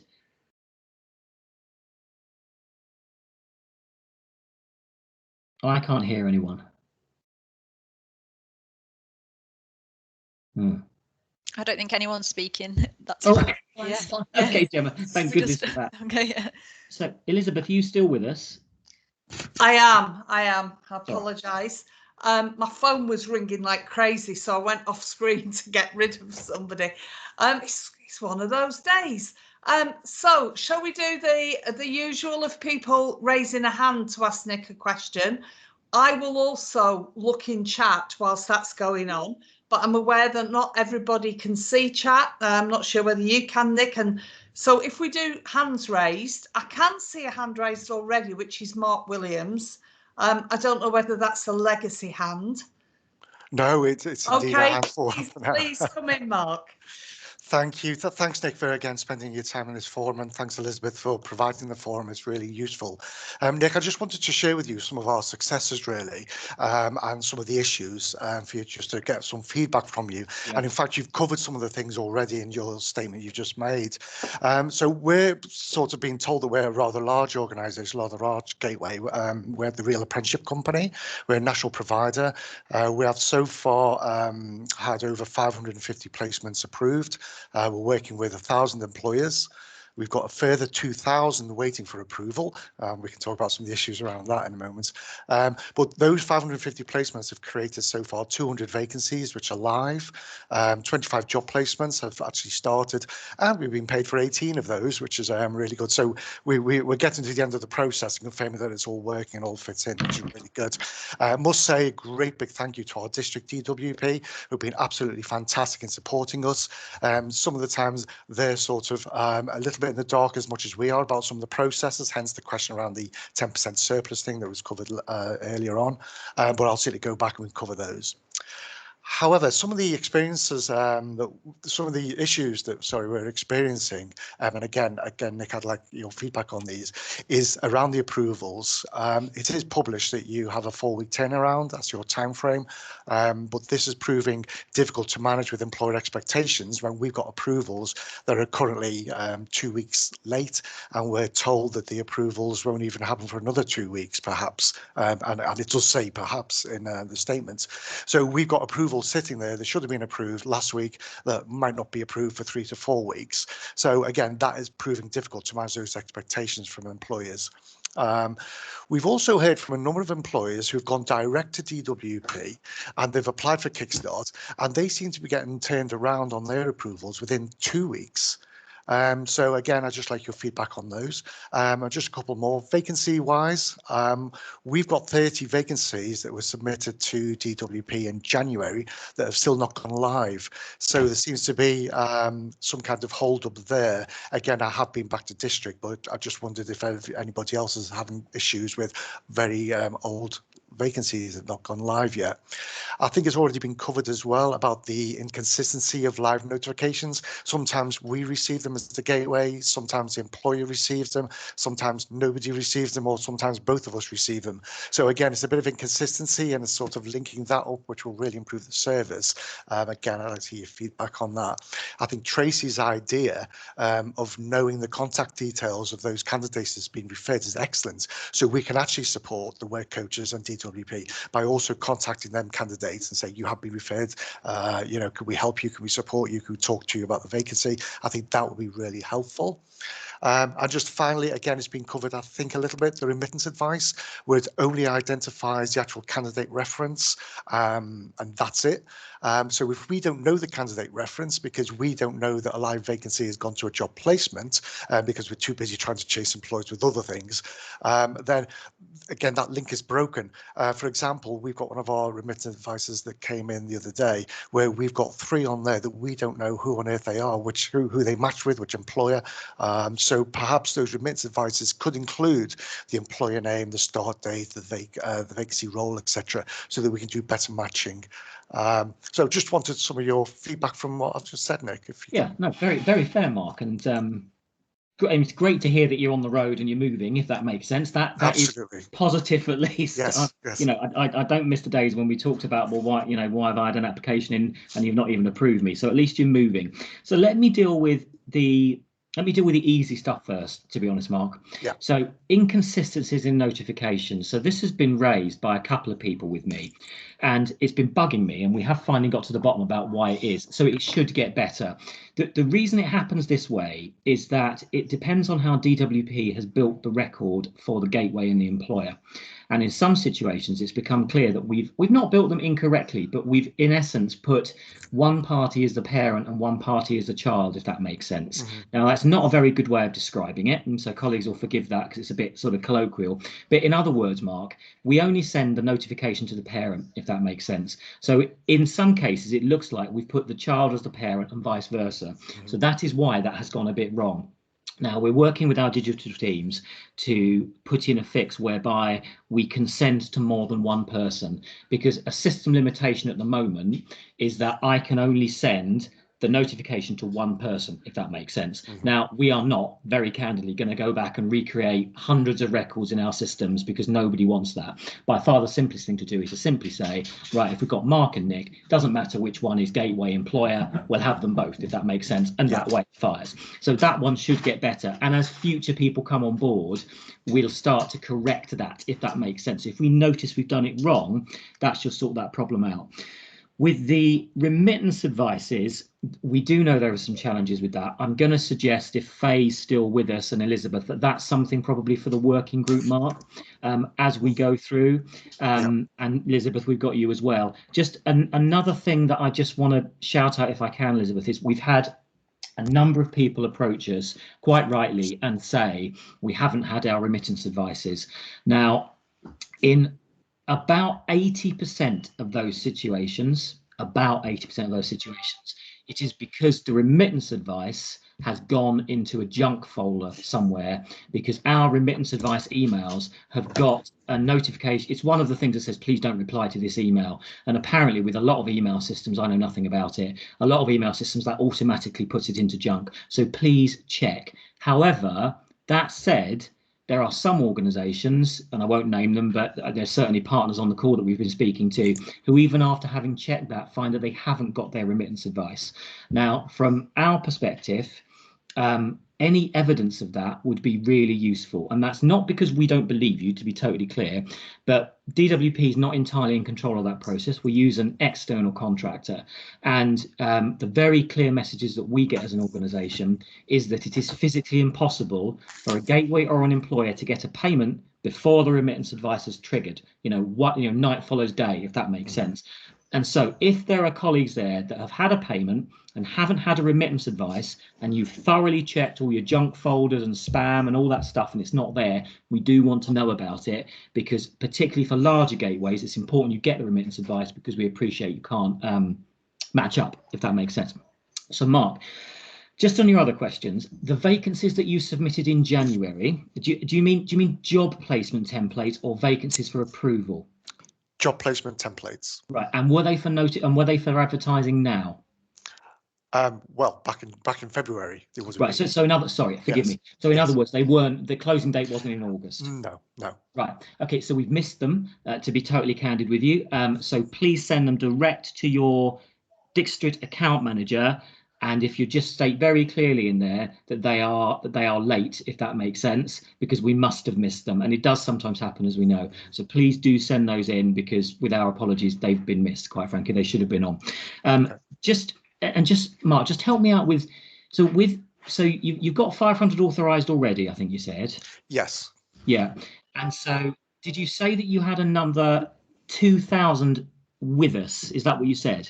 Yes, yeah, and there is about 420, I think, of those that have missed the 4-week turnaround, and they're the ones that I've got an issue with, because obviously I've got employees coming back to me saying, you said 4 weeks, DWP says 4 weeks, it's on the gov.uk site that says 4 weeks. I've planned for those vacancies, etc. So it's about managing those expectations. If it's going to take 4 to 6 weeks, then it'd be nice for you to tell us it's going to be 4 to 6, just so we can manage that. Yeah, absolutely. So the simple answer to that question is, it comes down, I think, to probably the quick update I gave earlier, which was literally 30 seconds, as we said, which is that the vast majority of applications are going through within the timelines on gov.uk, which is 4 weeks. If you have a large application in, and Mark, yours is a large application, if you're getting to that level, if you've got 2,500 in with us, in essence, that pitches you to the highest level of authority in DWP, which in essence means that you go up through a number of parts of the chain. And whilst that might sound a bit bureaucratic, the reason for that is because clearly we're then talking not about your organisation, Mark, but any organisation, that is a very large sum of public money, and so it goes through additional stages of due diligence. So you've been told it will take another 4 weeks, Mark? Is that what you said? Well, it said 7 to 10 days, and that was just the beginning of this week that I got that notification. So it's already 2 weeks late. Yeah. If we take 10 working days, that's another 2 weeks. So that's 4 weeks in total, past the deadline of your 4-week expectation. Right. So it should not take you that long, to be fair. No. So it really shouldn't. What happened? I won't bore you with all the details, Elizabeth, Mark, and colleagues. But in essence, that is way above my lowly pay grade. It goes to different approval boards and then ultimately to very senior civil servants in the department. So I will. Did you say you were a real apprenticeship company, Mark? Yes. Yeah. Right.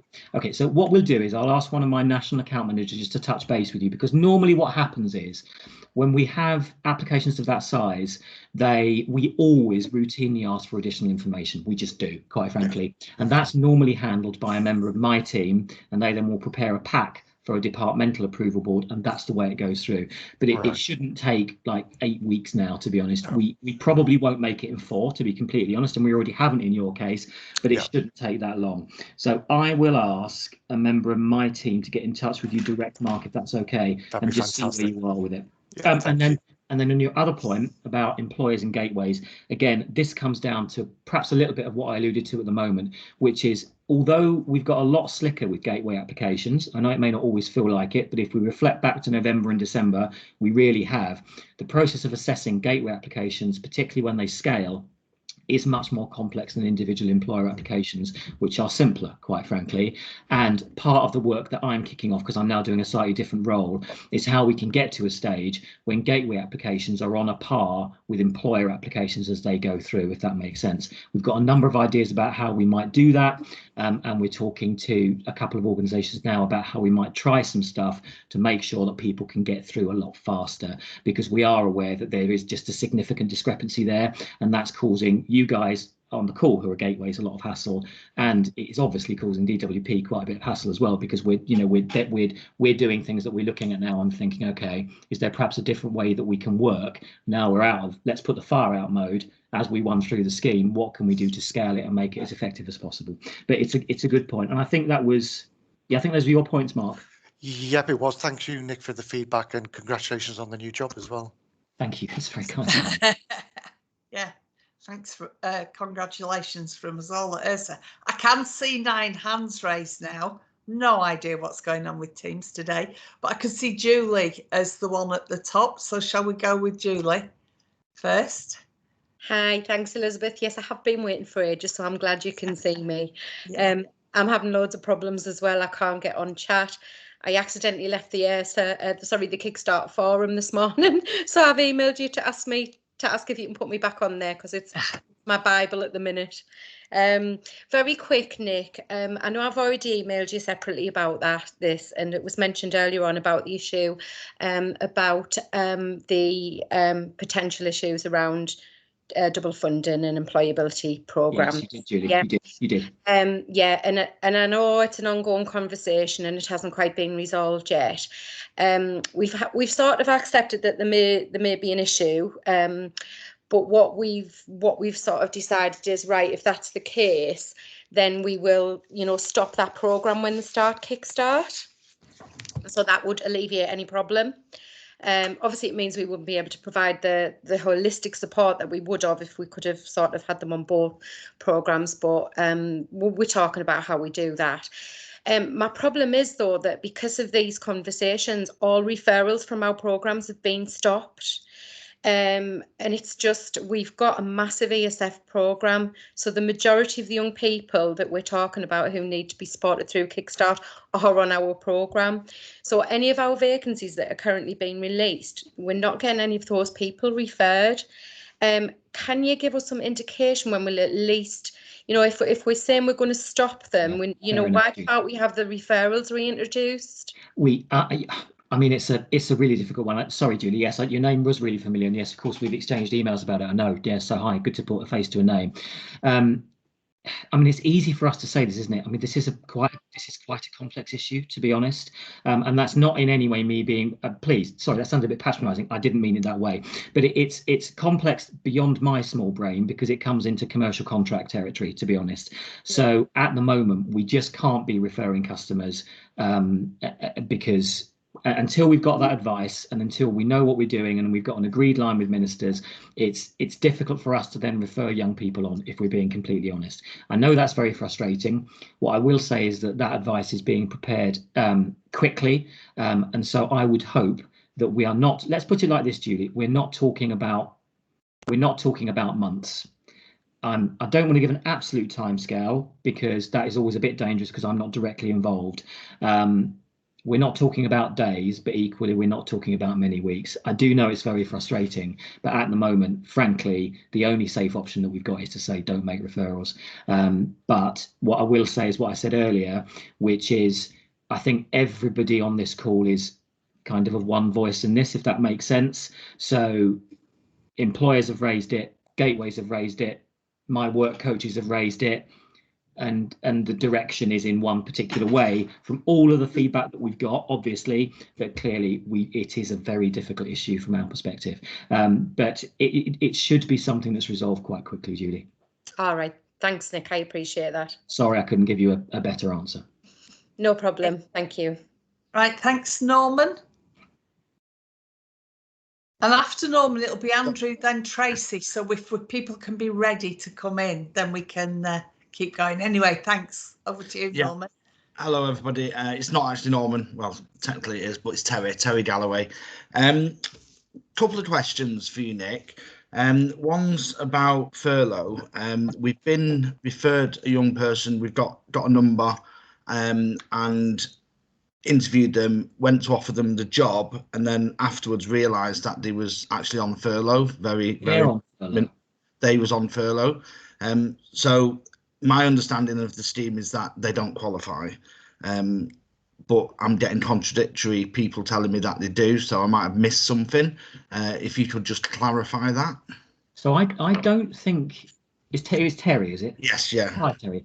I think you're right. I don't think they are. But while I've got you for another 14 minutes, I'll see if I can contact someone that's got a bigger brain than mine and see if they can find the answer. So why don't you ask the next question, Terry, if you've got one, sorry. Yeah, I'm not being rude, I'm just typing away to try and find the answer. So the next question, like I personally, I grew up in children's homes and foster homes. So by the time I'd left care, I'd lived in over 100 places. So now a lot of my work is around champion care leavers. I work with a lot of local authorities across the country. I'm a trustee of Become, which is a national care leaving charity. I'm working with the review team for the Children's Social Care Review.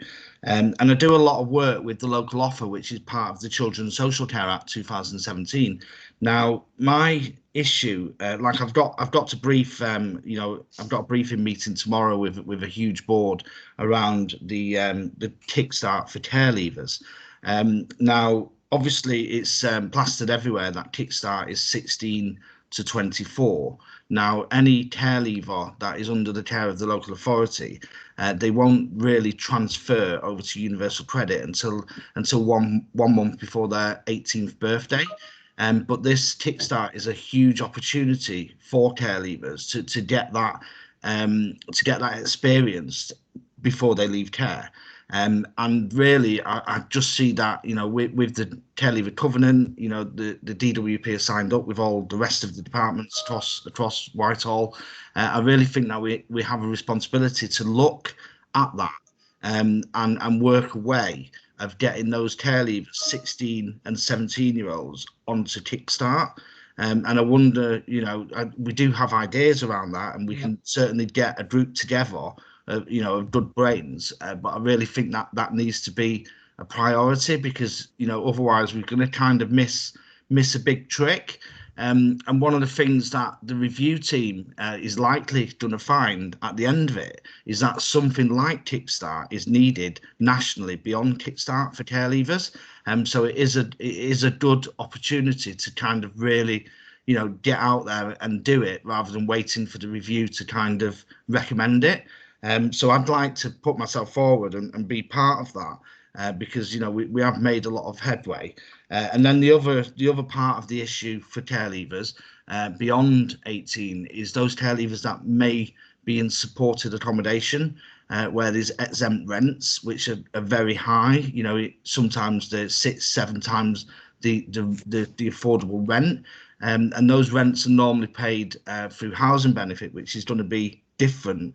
That's going to be through kind of through MCHLG. So that's going to mean you guys communicating and talking to them to kind of come up with a plan for those care leavers, because the choice for them is go on Kickstart and kind of be homeless and not have not be able to live in the supported accommodation, or just do nothing and sit there. And that's kind of what happens, and that's why we have 50% of care leavers in prison up to the age of 21. Quarter of the homeless population are care leavers.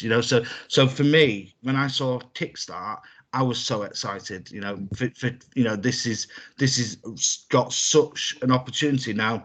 The reality is when you guys launched it, it was for those that was furthest removed from the jobs market, and I just feel the way it's going, that the kind of cream and the university graduates and stuff, they're the ones that are kind of have come into this party, and I think those furthest removed are going to be even further if we kind of don't address these issues. So I think. Shall I suggest, Nick, that we could pick that? I'd be really keen to work with you on this, and that we could pick this up separate to this meeting and feed in some stuff to the DWP. I think we should. And Terry, I haven't got your experience, but I did do a lot of work with an organisation called Spectra First in the West Midlands. You probably know them as a care leavers charity, and yeah, I see exactly where you are with it. I think we do want to take it offline, but I'm with you. Let's see if we can't find a solution to it. In terms of your first question, in terms of the furlough point, the young person has to be on universal credit. Now, my understanding is if they're furloughed, they won't be on universal credit because I think they would class as being employed. So I'm 99% sure that if they're on furlough, they're not eligible. Yeah, this person was on universal credit because he was furloughed at 4 hours per week. So his income. Right. Okay. Nick, this is a common issue that we're asked around young people with low earnings being excluded. So, and that includes people on furlough. So our understanding of the eligibility is that we shouldn't have made that referral because you need to have 0 earnings. So it excludes people on furlough, even on low hours. But we've had lots of questions of young people saying, you know, I'm being paid 5 hours a week, but I'd love to be able to go for Kickstart. And at the moment, they aren't eligible. Okay, perhaps we can take this one away as well, Nick. Because I've got like a real life case right now, you know, and having offered him the job and then going back and saying, you know, you don't qualify was difficult. So I just couldn't do it. We ended up giving him a job anyway, you know, because we just couldn't do it. But he's there. We've got the referral. You know, he was referred. I don't want to like point out, you know, the actual job centre or anything like that because it'd be unfair. But if we can get an answer on this, you know. Liz, could we pick it up just via a direct question from Arthur to me? I think it's a good challenge, Terry. There's other people commenting in the chat. I'm sure I can't see the chat, but I'm sure. I can't. I'm sort of multi-viewing and looking on my phone at the chat. Yeah. What morning? We'll get there. Andrew. Good morning, Nick. Hi, thank you, Elizabeth. Can you see me, Nick? Good to see you. Hi, Andrew. Nice to see you again. Yeah, so good news, Nick. All is good. We've had a few frustrations, of course, along the line, as you know, but we've got about 70 odd that have all gone through and grants approved, and we've got another 31 we're waiting to hear on. So we're batching up hours each month, and we're sending them in each month to try and make life a little bit easier for you guys and a little bit easier for us as well. And we've got 17 people in work, which is great for those small numbers. Obviously now we'll start to build on that. We haven't been pushing the whole Kickstart scheme until it was really thoroughly working properly. I think you're at that point, which is great news. A little bit of delay with some of the adverts, which might be accountable for what you mentioned earlier on, that some things may have just been lost and we've submitted those again. But the remittances are coming through really well, about 10 days or so. So we're really pleased with the way that's happening as well. So we've actually got some money in the bank. So after working on the project for 6 months, it's quite nice to see some money finally coming in. The point I wanted to raise though, Nick, is that what I'm finding is, of course, we're working in different counties, different areas, and we're finding a disparity with the different approaches from the district offices. So some of them are saying they don't know whether the vacancy is with a gateway at all. So they're communicating directly with the employer and they don't know they've got a gateway. So sometimes we get a phone call and they might even think that they're talking to the employer and they're talking to us. So they were saying that on their system, they can't see which gateway the employer vacancy relates to. And I think that would be a really helpful thing if the work coaches could see that. Some can, and that may be down to each district manager that's putting some additional information onto the system they can see, but some can't. They just told us for Buckinghamshire and Berkshire, for example, they said they have no way of telling, whereas Bedfordshire and Hertfordshire said, yes, they can see it. So there's a little bit of inconsistency there. And so what's happened as a result is that where they've communicated directly with the employer says, yes, we've taken this person on, they've started in their job role, but we have no evidence. Now, we're extremely robust in the way that we are looking through the vacancies and making sure we've had a job offer letter from the employer. We also require them to send us through, if they've got it, the passport. We want to check the date of birth. So we calculate the claims form well in advance and tell them what they should expect to get through over the 6-month period. What we also do then is we book them into the training program. So we've got 2 qualified teachers that have been on the books since January. And so they're pleased actually to be training people now, which is great. So it kind of, what it did though, because they spoke directly with the employer, is it triggered the payment. So, and we have no evidence from that employer about the person at all. So that's a bit of a worry. It's in our bank, which is great for us. Of course, we're not going to release that to the employer, but it just feels like it needs to be a little system check where the work coaches can see if the employer is working with a gateway or not. So I wonder whether that isn't down to the point that Mark and I were chatting about, which is how some of the records have been built, Andrew, because if some can see it and some can't, that would imply there's a problem there. What we do is when we approve a vacancy, we do spin those decision templates out to district colleagues. We may not send the templates out, but we send we send a record, if that makes sense. So people should know the status of an employer, as in whether they are with a gateway or whether they are not with a gateway. And I think the fact that you've got, you know, some districts which seem to be able to have that and some don't might suggest just a little bit of an issue with one district. So without calling out again, Andrew, perhaps drop me an email with just a district on that seems just not to have that, and I'll have a look at it and we'll just see whether it literally is we haven't sent something, which is totally possible because, yeah, as you know, we make quite a lot of errors sometimes, or it might just be a problem on that side. But send it me, Andrew, and I'll have a look at it. But it's great to see that things are starting to motor, and thank you for your patience, because I remember your emails, and there've been a few challenges, but it's great to see that it is working. I'm glad. And I think one of the things that is really positive is that where there has been direct communication with the job centre, we've built a really strong relationship. And I think that could be encouraged, because some of the job coaches have been told not to ring the gateways, and I'm not sure where that comes from either. So just a little bit of something to think about. Yeah. I mean, absolutely. The reason that, and we chatted about it, I think probably 2 URSA meetings ago, Elizabeth and colleagues, the reason that we established Gemma and great colleagues like her out in the districts is because having local people on the ground is way better than having a small under pressure team in the centre that are trying to handle stuff. So, you know, we've got a job centre army of nearly 23,000 work coaches now, and, you know, X number of job centres and 34 districts. And so it's absolutely great that you're starting to build those good relationships. So I would absolutely encourage you to go to the district teams. I know sometimes it can be tempting to go to people where hopefully you kind of get an answer from, and that might sometimes be the guys in the central team. But all I would say is the risk with doing that is that colleagues out there in districts will never get upskilled and will never ultimately be able to help you in the best way that they can. And obviously Gemma and co in Liverpool are a great example of where it's worked well.